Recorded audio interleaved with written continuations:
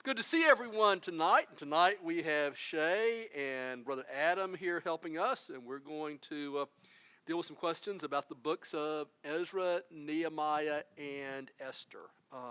So anyway, let's just jump in the first one. Shay will ask our question, and Shay was asking me kind of the last time we dealt with Ezra, why aren't we dealing with Nehemiah? But we'll answer that question as she asked the question. All right. Could you describe the relationship between the books of Ezra, Nehemiah, and Esther? When were they written, and what is the background of their writing? Okay.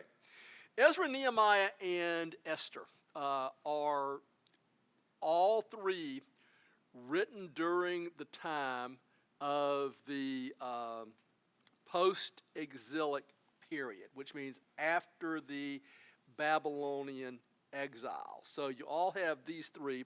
And basically, it kind of goes like this, that if you talked order that it would go in, the first 6 chapters of Ezra would take place first, okay?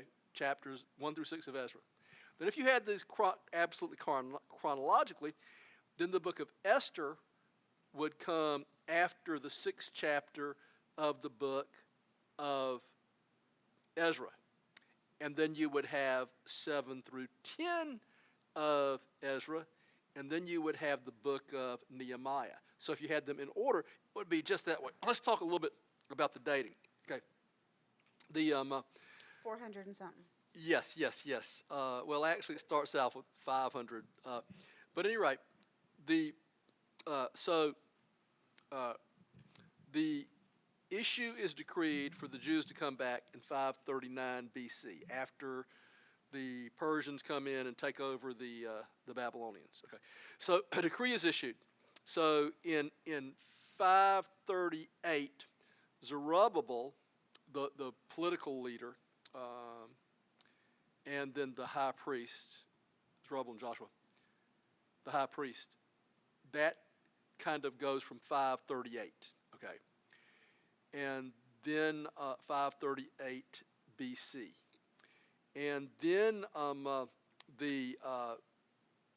you would have that taking place. And then you would have the period of Ezra taking place. And I know I'm kind of stumbling over this, but as the deportation took place in 3 phases, 605 to Babylon, 605, 597, and 586. So the return from Babylon took place in 3 stages. It took place, first of all, in 538 under Zerubbabel, then 458 under Ezra, and then 445 under Nehemiah. The first one, the first coming back in Ezra 1 through 6, rebuilt the temple, and it was rebuilt between 536 and 516. Remember, they had some problems with the people in the land and stuff like that. So you have this coming back, and then Ezra leads this group back in 538, and then in 445 Nehemiah comes back. Remember, what did they do with Nehemiah? In Nehemiah, they rebuilt the what? Wall. Okay. So this is the relationship between these 3 books. And so Esther takes place during the time between the coming to rebuild the temple and the coming back of Ezra, even though it's all Ezra. Zerubbabel leads the first coming back in chapters 1 through 6. Then the story of Esther unfolds, and Esther's still in Persia, obviously, when all this takes place. So at any rate, that's kind of the situation. It's coming back. It's the exile. You're kind of telling everybody what's going on, what's taking place. So that is the relationship between these 3 books. So do you have any thoughts or questions on that? No, sir. I know that's probably totally confusing, isn't it? I mean, it's a little bit difficult to follow, but that was helpful knowing where it would go if this was in chronological order. Well, let's kind of think it again. Okay. As the deportation was in 3 phases, so the coming back's in 3 phases. It's spread over a period of time. Deportation to Babylon, 605, 597, 586. Boom, boom, boom. The coming back is in 538. Okay, notice this also. the time lapse between 605 and the actual, remember 70 years are determined on your people, the actual, how do they get the 70 years? It's actually between the 605 deportation and when the starting of the foundation of the temple is laid. That's in 536. And we said that's 69 years, but really kind of, in Jewish style, it's really 70 years. That's a 70-year captivity. So those are two dates to 70 years of the captivity. Okay. So at any rate, you have these three. Think of this. 538, Zerubbabel comes back temple. 458, Ezra leads another group back. 445, Nehemiah rebuilds the wall. So they come back. And some of the Jews actually never come back. But anyway, that's what it is. And so that's why these three books are called the post-exilic books. And then Esther takes place in Persia, and obviously with a group that had not come back at that time. So, all right, we'll leave that alone. Who was Esther, and how did she become the queen of Persia? Okay. Esther is a little Jewish girl who becomes the queen of Persia. So you guys tell me how that took place. I don't want to be the one doing all the talking. Adam? Please. Okay, let's do it. So I guess we'll start. Queen Vashti had some issues with basically the king of the time, whose name escapes me right now. Yeah. But they were, if I remember correctly, there was a gathering. Him and all his groups there, and he was trying to get her to dance and all these different things, and she would not do that, and so. So he's basically trying to make a pornographic display out of his queen. Yes, so she throws a fit. Ultimately is removed, which is justifiable. As queen. It is removed as queen, and then, if I remember, then ended up they brought the women through. Let's kind of go back to that. Let's go pick up a little more. But you're right, exactly right. Yeah. Remember what happened was, and you'll enjoy this, Shay, is that they got all the wise men together. And the wise men said, the Persian king goes, well, what should I do? And all the wise men come, look, if you let your wife get away with telling you what to do, all the wives in Persia will tell their husbands what to do, and there'll be no end to this. And so they decided that she had to be disposed as queens, so all the wives throughout all the realm of Persia, from the king on down, would realize they had a place, and they couldn't violate that place and everything. And so, at any rate, go ahead. I want to just pick up. Then go ahead and pick up the story. Okay. So, and then, after that, they, if I remember correctly on this, there was a call to bring in the different women that he would see, basically, and then chose from that group. Right. And so Esther kind of becomes queen. Yeah. To make a long story short, so Esther becomes queen, and so this little Jewish girl becomes the queen of Persia. I mean, it's kind of really an amazing story. Is God doing something in the background here? Yes. God is always doing something, but God is doing something. So that's the question in Esther. Esther is fascinating for a couple of reasons. How many books of the Bible begin with the name of a woman? 2. 2. Very good. And you will repeat those? Esther. And we talked about this last week, or the week before. The little Moabitess girl? Naomi. No. They're close from right to Yes, her. Ruth from Ruth, Duluth. Okay. Okay, Ruth. Okay. So we have these 2 books of the Bible that are named for women, Esther and Ruth. Esther is also interesting for a couple of other reasons. One is the fact the name of God never appears in the book of Esther. So the name of God does not appear in the book of Esther. It's rather fascinating because the providence of God is seen all through the book, but the name of God never appears in the book of Esther.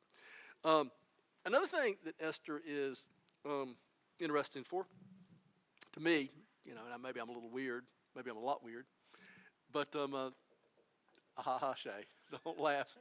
I was sitting quietly. Okay, there you go. guess this, and since we already kind of talking about the book of Esther, you'll guess this. Guess what was the only book of the Bible that was not found among the ruins? Bible school last week, I knew Qumran. that. Qumran. What is the only book that was not found in the Dead Sea Scrolls? Esther. Esther.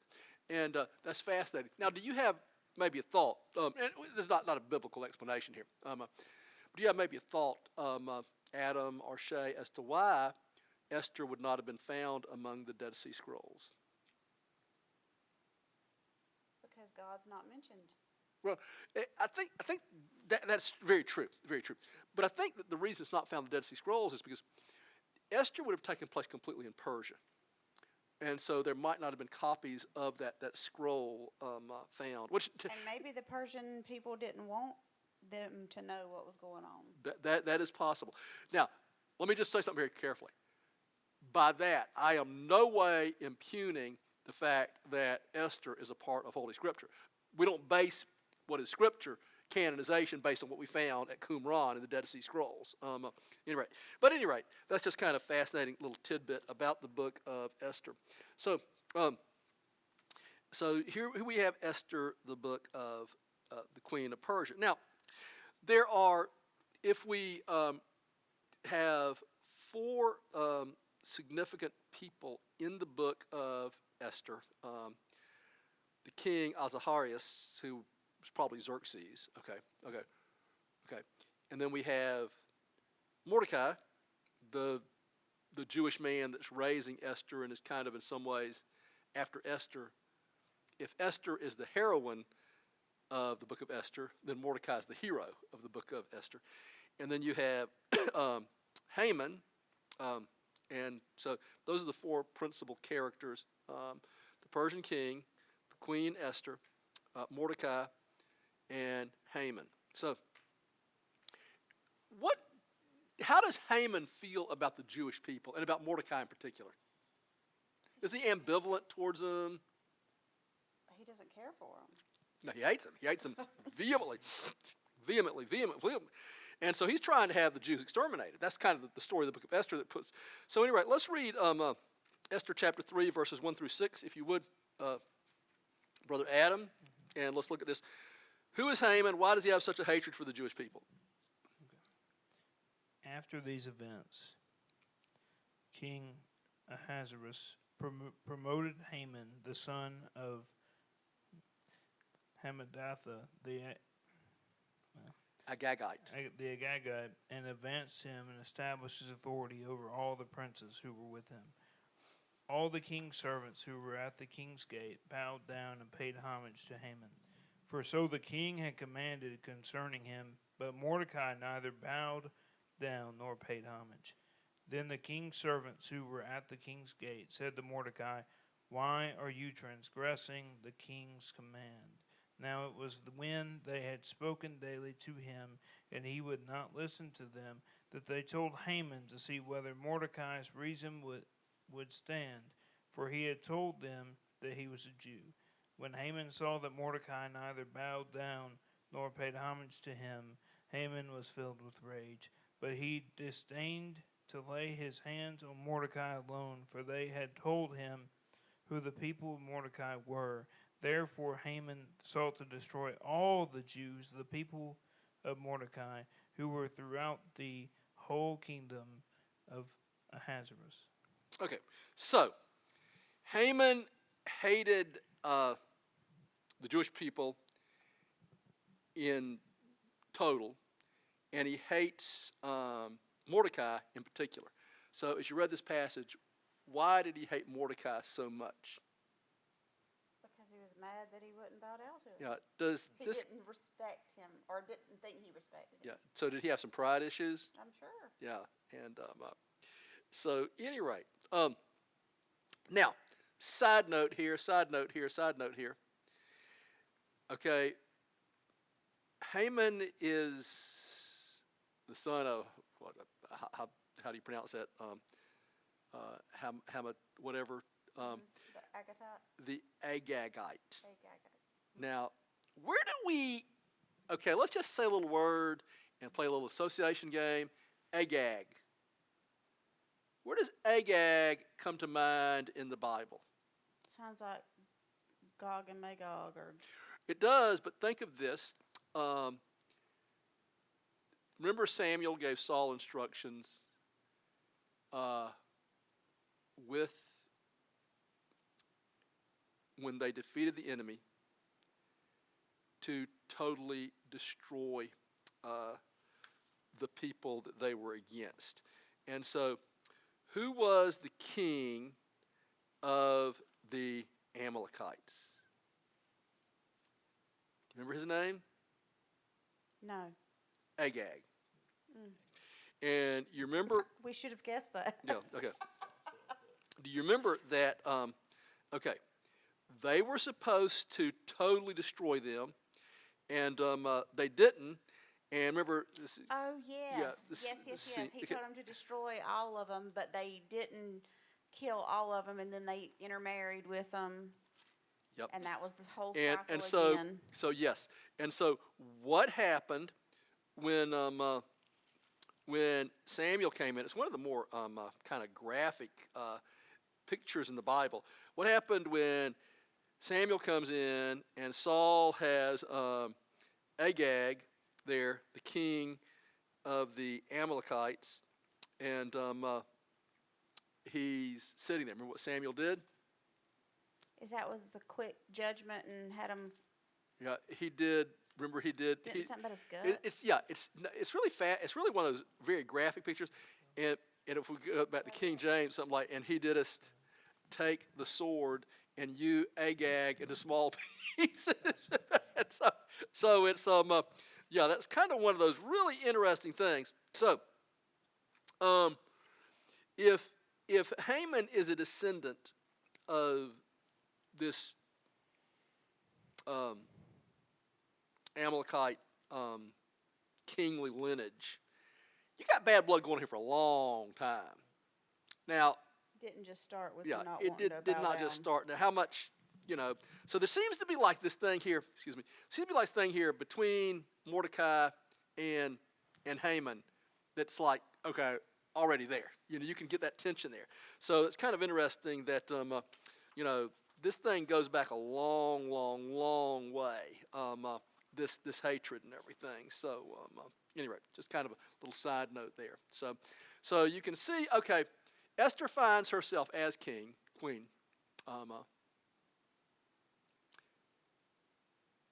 Esther finds herself as queen. Haman rises to a position of power. He utterly hates Mordecai. And so there are a couple of, so Mordecai is, he's the object of Haman's wrath. Haman is bent on annihilating all the Jewish people. And his plot begins to unfold, and he's got a plan to do away with them. So there are a couple of verses and that become very famous verses in chapter 4, verses 14 and 16. And will you read those, Adam? For if you remain silent at this time, relief and deliverance. I should go back and read verse 13 too, 13 and 14. Okay. Then Mordecai told them to reply to Esther, do not imagine that you in the king's palace can escape any more than all the Jews. Yeah, and he's going to destroy all the Jews, and so, yeah, including her. Yeah. And All right. For if you remain silent at this time, relief and deliverance will arise for the Jews from another place, and you and your father's house will perish. And who knows whether you have not attained royalty for such a time as this. that's one of the great themes of the book of Esther, is such a time as this. I mean, that why did she get chosen as queen? Just because she was beautiful? There were a lot of beautiful, I'm sure a lot of beautiful women all throughout the Persian Empire. But, God gave her this position. He had the king have, just thought that she was the most stunningly beautiful of all. And so, God absolutely puts her in this position. It's also interesting at verse 14. For if you remain silent this time, relief and deliverance will arise for the Jews from another place. It's kind of, okay, Haman's going to destroy all of them, but Mordecai seems to know God's going to preserve the Jewish people. Now, so Mordecai probably had studied the scripture and the promise, the Abrahamic covenant, I would think, and things like that, of how God would protect his people and he would bring them forward, because he really seems to have this understanding. And obviously Haman had not. Yeah, well, Haman's going to, that's right. He didn't have faith. Okay, verse 16 is the other one that's really kind of, and why don't you read verse 16, Shay? Go, assemble all the Jews who are found in Susa, and fast for me. Do not eat or drink for 3 days, night or day. I and my maidens also will fast in the same way, and thus I will go into the king, which is not according to the law, and if I perish, I perish. This is a side note, but the book of Esther is known for long verses. In fact, I can't remember what it is. I think it's in the 8th chapter maybe. But the longest verse in the Bible is in the book of Esther, which is a side note. I think it's in the 8th chapter. I can't remember what it is. It's the shortest book of the Bible. Everybody knows that. John 11:35, Jesus wept. But I'm pretty sure the longest, I think it's in chapter 8. But we're not going to spend time talking about that. That's just, one of my idiosyncrasies. But so here's the famous phrase: if I perish, I perish. What does that kind of mean to you when she says that? What does that tell you about her? That she trusted God. I guess she trusted God. And had faith in his promises. Had faith in God. And two, that she was going to do the right thing kind of no matter what. All in. Yeah. Yeah, I have a lot of admiration for that. If I die, I die. Whatever happens, happens. I have a lot of admiration for Mordecai even allowing Esther to be presented to the king after the way he's treated his wife, the previous queen. Yeah. That would be scary. It would, but this book is, even though the name of God does not appear, it is the providence of God in everything in this book. So we'll leave that alone. We won't talk about Calvinism and the providence of God at any rate. But nevertheless, the providence of God is very real. Okay, and you see this providence of God in this book over and over and over and over again. Okay, so it's really kind of strange. Some really unusual stuff seems to happen. Because what we didn't get into is that Mordecai, back earlier, had, in a totally unrelated situation, had uncovered a plot against King Ahasuerus. And so, by God's providence, the Persian king, can't go to sleep one night. And the Persians were kind of, almost like the Jews in terms of, since they would chronicle everything and write everything down, and almost boring stuff. Now, you think, okay, I can't sleep one night, so bring me the chronicles of what has been read. But let's read this chapter 6, 1 through 6. Adam will read this, and listen very carefully to this, because this is fascinating, okay? During that night, the king could not sleep, so he gave an order to bring the book of records, the chronicles, and they were read before the king. And these are not like First and Chronicles. These are chronicles of records. It's like his stuff, yeah, right? His stuff, right, yeah, okay. It was found written that what Mordecai had reported concerning Bigthana and Teresh, two of the king's eunuchs, who were doorkeepers, that they had sought to lay hands on King Ahasuerus. Yes. Ahasuerus. Okay. The king said, "What?" And I have no idea if that pronunciation is right. That's me. There we go. The king said, "What honor or dignity has been bestowed on Mordecai for this?" Then the king's servants who attended to him said, "Nothing has been done for him." So the king said, "Who is in the court?" Now Haman had just entered the outer court of the king's palace in order to speak to the king about hanging Mordecai on the gallows, which he had prepared. Okay, for let's him. stop. Let's stop for a second. Perfect timing. I know. Mordecai comes in talking about the gallows. Haman comes in talking about the gallows he's going to hang Mordecai on, and Ahasuerus, Xerxes, has just read that Mordecai saved his life, and he wants to honor Mordecai. Is this not the providence of God? Yeah. When you read this, God's got a sense of humor. It's one of those funny things. Okay, go ahead and read on a little bit there. Okay. So Haman came in, and the king said to him, "What is to be done for the man whom the king desires to honor?" And Haman said to himself, "Whom would the king desire to honor more than me?" Okay, so Haman's thinking what? That it's him. This is me. The king wants to honor me. Yes. And everything. So what is Haman's bright idea about what to do? Go ahead and read on. Oh, keep going. Then Haman said to the king, "For the man whom the king desires to honor, let them bring a royal robe which the king has worn, and the horse on which the king has ridden, and on whose head a royal crown has been placed. And let the robe and the horse be handed over to one of the king's most noble princes, and let them array the man whom the king desires to honor, and lead him on horseback through the city square, and proclaim before him, thus it shall be done to the man whom the king desires to honor." Okay.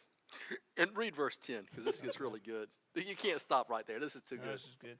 Then the king said to Haman, "Take quickly the robes and the horses, as you have said, and do so for Mordecai the Jew." What do you think he thought when he heard the name "do so for Mordecai the Jew"? I bet he went blank. Oh, yeah, I'm Did he sure. really just say what I thought he said? Man, well,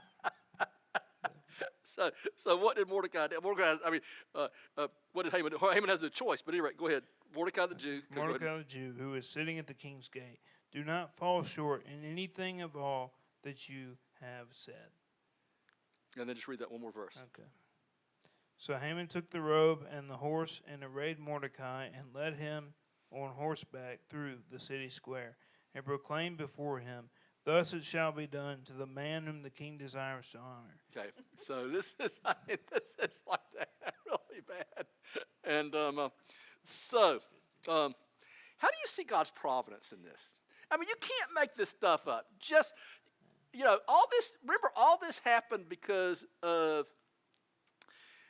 Azaharias' insomnia. That's all this goes back to, is he cannot go to sleep.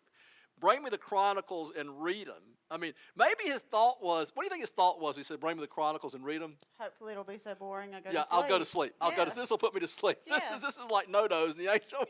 Yes. Or not no-dos. No, this is like what do you call it? Tylenol PM or Yeah, something. yeah. Okay, this is the ancient world form. Okay, this is going to be just so. Ambien. This is Yeah, Ambien. yeah, this is really is. I mean, nothing could be more boring.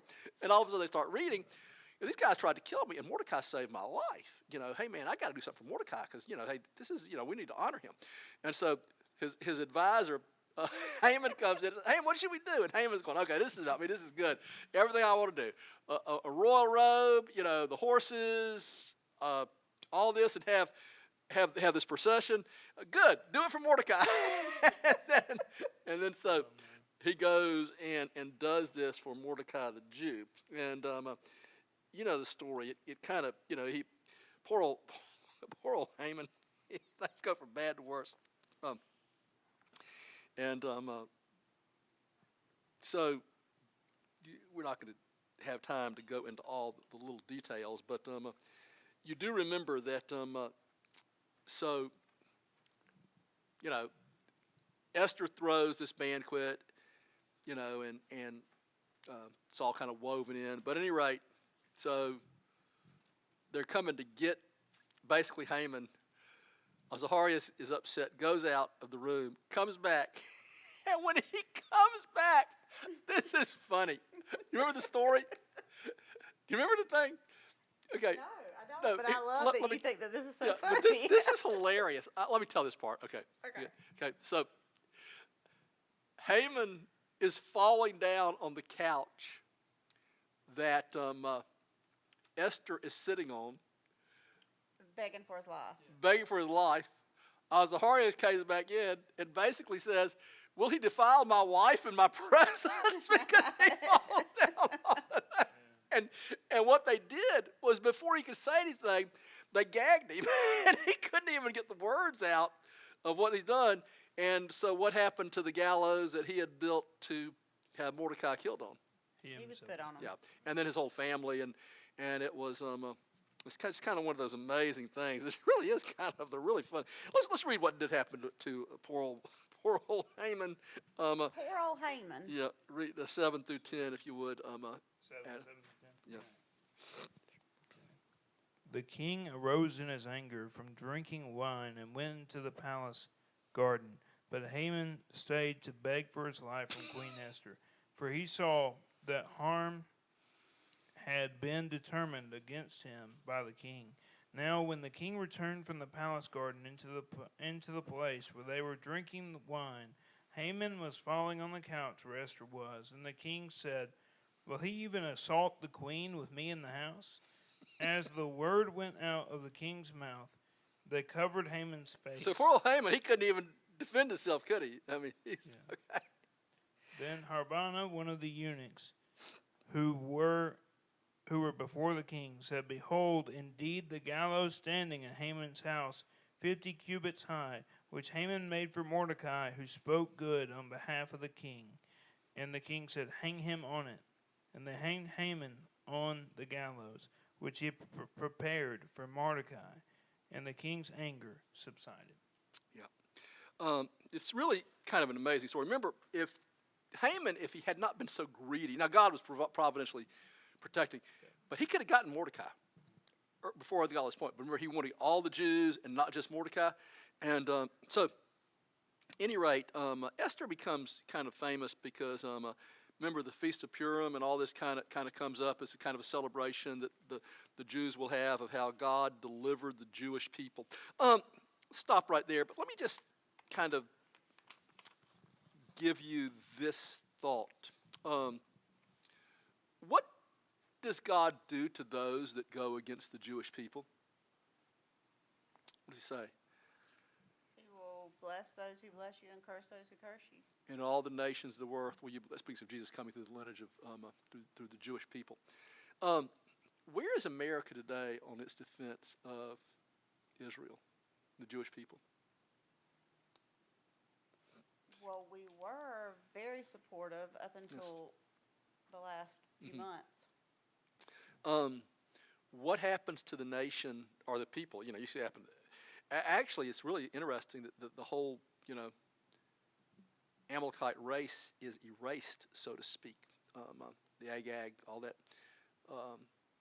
And this is kind of one of the remnants of it right here. And Agag's whole, Haman's whole family here is wiped out. But it's really a very strong lesson that God will judge those who turn against his chosen people. And so, anyway, there's a warning for America there, isn't there? Yeah. For everybody, not just there is. America. Yeah, everybody. There is everybody. So, all right. Well, hey, I appreciate it tonight, guys. I think our time's about up. So I hope you enjoy this little question and answer series on Esther and also the books of Ezra, Nehemiah, Esther. All that post-exilic period is covered in these 3 short books. Read them, and I think you will enjoy that. God bless you and have a great evening.